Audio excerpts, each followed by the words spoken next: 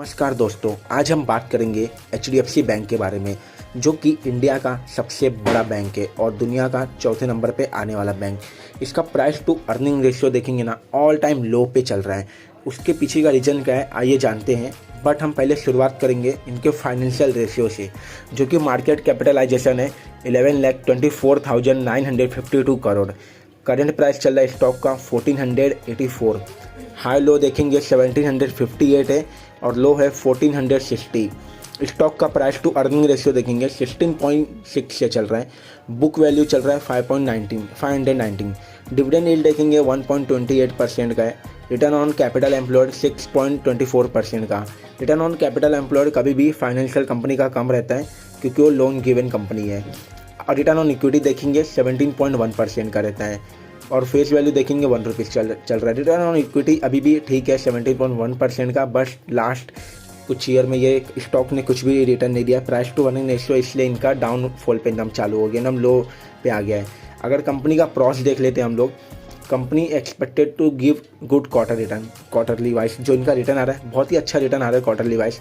Company ने deliver किया good profit, growth के साथ में किया 19.9% के compound annual growth rate over 5 year में इनका एक 20% के नियर बाय 18% से नियर बाय ग्रो कर ही रहे हैं कंपनी ऑलमोस्ट।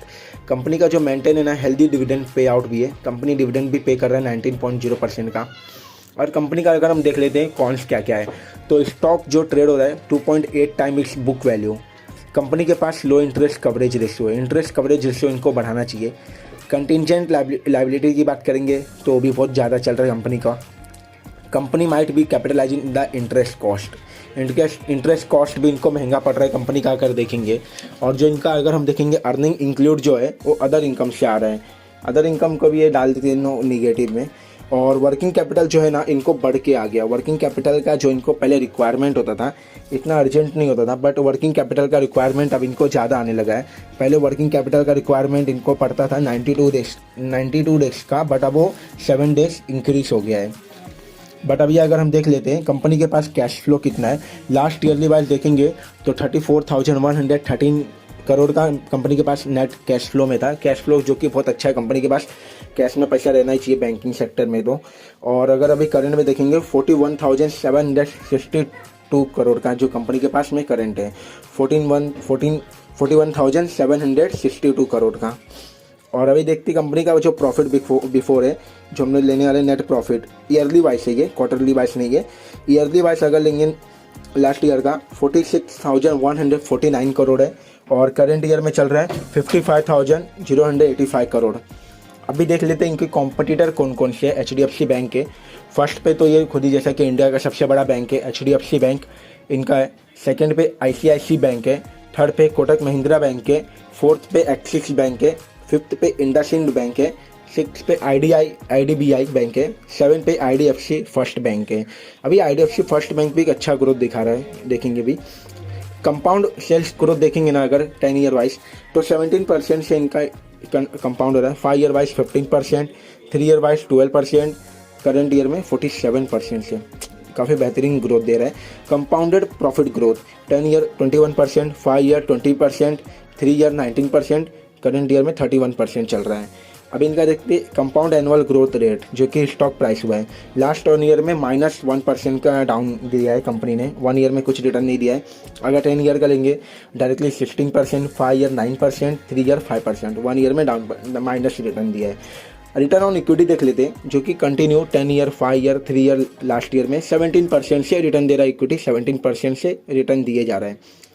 ये अब कंपनियाँ देखते हैं ना, एनपीए नॉन परफॉर्मिंग एसेट, जो कि फाइनेंशियल मार्केट में सबसे ज़रूरी चीज़ होता है। एनपीए जो कि नॉन परफॉर्मिंग एसेट में ना सबसे नंबर पे आती है कंपनी 1 एचडीएफसी बैंक। इनका एनपीए सभी से कंपेयर करें ना सबसे कम है एनपीए इनका। अभी हम लोग देख लेते हैं प्राइस टू अर्निंग रेशियो कि इनका ऑल टाइम लो पर आ गया है। एक टाइम पे क्या होता है ना, जब इंडस्ट्री में ना एक सेक्टर जैसे कि रिलायंस ग्रुप हुआ, तो अभी इनको क्या लगता है, लोगों को जो इन्वेस्टर है उन लोगों को क्या लगता है कि कंपनी एक लेवल पे सबसे बड़ी बन गई है, इंडस्ट्री में लीडर हो गई है, मार्केट शेयर उन्होंने पूरा कैप्चर कर लिया है। तो कंपनी को, लोगों को लगता है इन्वेस्टर को कि अब इसमें ग्रोथ देखने नहीं मिलेगी। बट एचडीएफसी बैंक एक ऐसा बैंक है जो कि सभी का एक्सपेक्टेशन बीट किया है। लास्ट 18% से वो हर ईयर वाइज ईयर ग्रोथ में बीट कर रहे हैं। बट एक टाइम बाद हो सकता है कि ये स्टॉप होए। अभी 20 से 19% आए, 17%, 16% आए, हो सकता है डाउन आते हुए देखने मिलेगा। बट अगर हम इनका देखते हैं ना, तो ये रीज़न की वजह से price to earning ratio all time low पर आ गया है। प्रीमियम देने के लिए रेडी नहीं है इन्वेस्टर। बट अभी देखेंगे एनपीए में ये सभी चीज़ों में ना इंडस्ट्री को बेटर से मतलब बीट कर रही है इंडस्ट्री के कंपैरिजन में।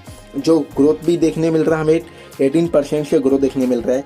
और रिसेंटली बोल सकते हैं आरबीआई ने अभी इनके ऊपर बैन लगाया था, जो कि इनके क्रेडिट कार्ड और डिजिटल कुछ चीज़ों पे इनके ऊपर आरबीआई ने भी बैन लगाया था। इसी के साथ हम वीडियो समाप्त करते हैं। कमेंट में बताइए आपने इसमें इन्वेस्टमेंट किया है कि नहीं किया है। लाइक करें, शेयर